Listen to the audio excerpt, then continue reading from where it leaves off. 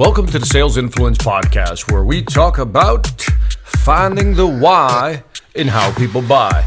I'm your host, Victor Antonio, and today I want to talk about, obviously, sales, but more specifically, I want to answer a question. Again, I always ask you guys to send me some feedback or questions on whether it's iTunes, Stitcher, or YouTube, or any other place like LinkedIn or Facebook.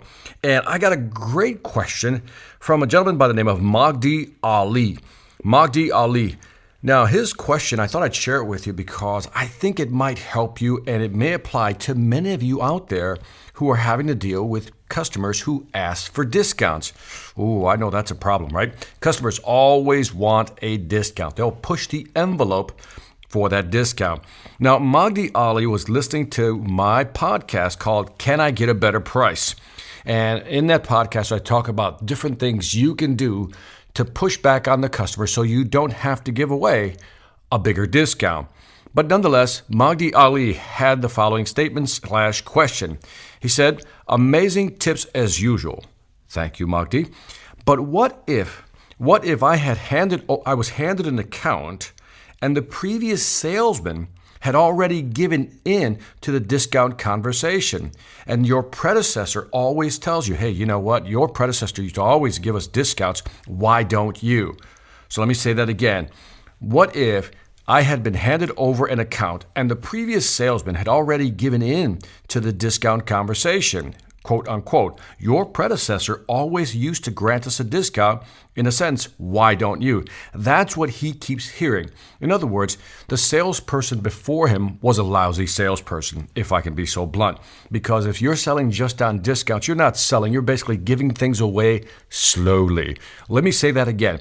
If you sell giving away discounts, you're not selling. You're just giving things away slowly. That's all you're doing.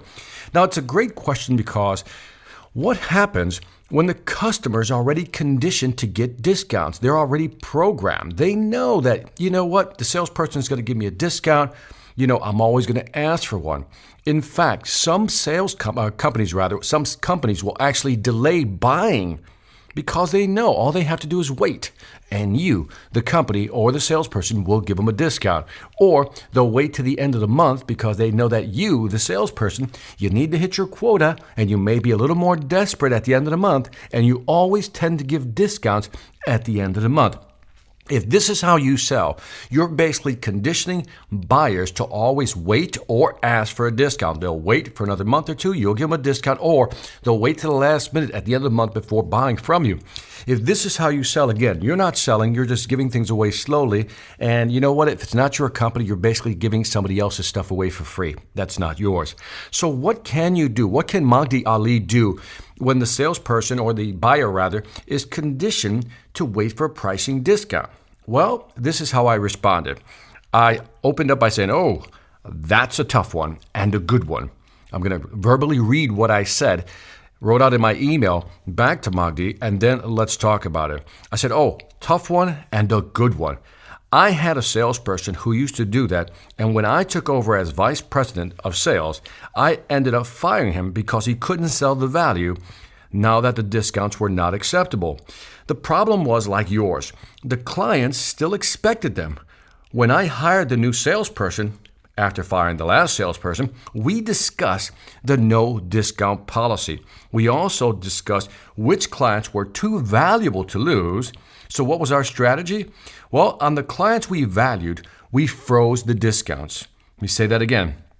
On the clients we valued, we froze the discounts. In other words, you can keep the discounts. They're almost like grandfathered in. On the ones that clients we didn't value, we let them know that discounts ended at the end of the year. Now, we obviously didn't lose any of the big ones, but guess what? They stopped asking for the discount because once they asked for the discount, we said, we just can't do that anymore. So this was the good part. Once we gave them the discounts they already had, we just kept it frozen. Now, these were on clients that we valued. On clients we didn't value, we said the discounts expired at the end of the year. And yes, we lost less valued accounts. In other words, accounts that didn't have a lot of value, we lost about half of them. But those clients weren't really buying much, and at the same time, they were impacting our business negatively. Now, here's a side note I added. When new clients came on board and told us that ABC company got a better discount, we set up a system where if they bought X level, so much from us, they could actually hit that discount level. Hope this helps Magdi. Now, let's go through this slowly.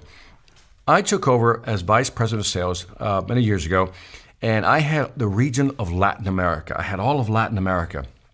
Our company had not done more than $14 million annually when I took over.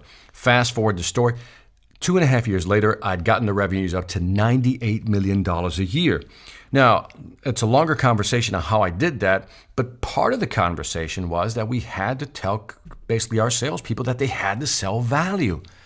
And again, I keep harping on this. I keep talking about this. Stop having commodity conversations. Start having value conversations. How does your product or service impact the client's business? How can your product or service impact their revenue? How can your product or service impact their cost? How can your product or service help them expand market share? When you're doing those three things, talking about increasing revenue, reducing costs, expanding market share, tying it back to your product or your service, you're having a value conversation. If you're talking about price all the time, that means you missed it. You're having a commodity conversation. And many of the salespeople, well, I shouldn't say many, about a third of the salespeople, when I took over as VP, were having commodity conversations. They wanted to simply talk about price. That's how they sold, by giving stuff away. And I said, we're going to change this. And 1/3 of the salespeople simply couldn't do it, and I got rid of them. I fired them. The other half, the other 2/3, we really had to teach them how to sell value, how to readjust their mindset so they knew how to sell the value of our products. And they did.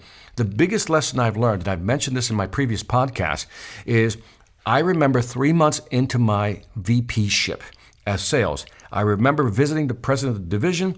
His first question to me, or at least one of the first questions, was, Victor, how can I help support you to help you grow the region? And I said to him, if I had better price and better discounts, I could sell more. Let me say that again, because that's what I told my boss. If I had better price, better discounts, I could sell more. And I still remember him just looking at me, silently staring at me for what seemed like a very, very long time. And then he said the following. He said, Victor, in order for me to grow the business, if the only way I can do that is by discounting, lowering my price, why don't I just fire you and your sales team and just send everybody a brochure and a small discount, and I can at least save on the cost of having you and your sales team? What do you think of that? And I'm paraphrasing what he said, but basically he said, if the only way you can sell, Victor, or your team can sell, is by giving discounts, why do I need you? Why don't I just send them a brochure? Now, he had a point. And from that day forward, I realized that I had a price mentality. I didn't have a value mentality. And so that day was a turning point for me. That conversation, that statement changed my language, how I spoke to customers. I wasn't afraid to lose the deal, but I wasn't going to give away discounts easily. Did I give a few discounts away? Yeah, but they were the exception, not the rule. Sometimes we have to give a discount because the account is so big, the account is so valuable, and the situation for long-term value is so big that maybe a little discount is all they need to push it over the top, and that's okay. But giving away discounts, lowering your price just to win business, just to make your quota with no long-term vision of where this is going, is really entering the death spiral, or the pricing death spiral, which means you're going to give a discount, then they're going to go to your competitor, they're going to give a discount. Then the company's going to come back to you and ask for another discount, and then they're going to go back to their competitor and another discount. That's how the spiral works. You spiral downward to the point where you can't make any money. So again, my friend Magdi Ali, you're going to have to go back and look at some of these accounts and figure out which ones are the valued accounts. And you're going to basically have to freeze those discounts. And as you release new products, maybe you can not give away the discounts with the newer product. But the fact that they already got discounts on certain products, you're just going to have to freeze those. But also look at clients that are not valuable, that are not buying a lot of volume. If they're not buying volume, let the discounts expire at the end of the year. So I hope this tip helps. I think it's a good strategy. Try it and let me know how it works. Thank you again for listening to the Sales Influence Podcast. Don't forget to leave some feedbacks and again, questions on iTunes, Stitcher, or YouTube. Let me know what you think. I greatly appreciate it. And as always, check out my sales training website. We have now on the victorantonio.com site all the information. So whether it's products, services, coaching, or my new workshops, check out the website, victorantonio.com. Lastly, I want to thank you for listening. This is Victor Antonio, always reminding you, selling ain't hard when you know how. Take care.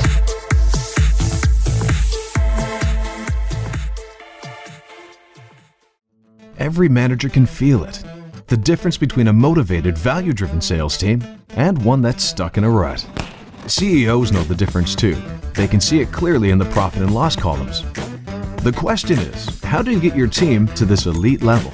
Is there something extra you can do to break through the remaining resistance and equip them with the right mindset to grow your business?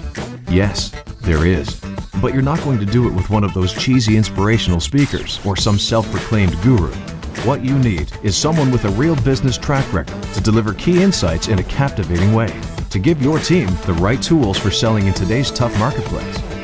Enter Victor Antonio, experienced executive, innovative thinker, compelling speaker. He's ready to deliver the message you need your people to hear, not with a canned speech, but a customized, dynamic keynote designed to deliver results. Bring Victor Antonio to your next event before the competition does.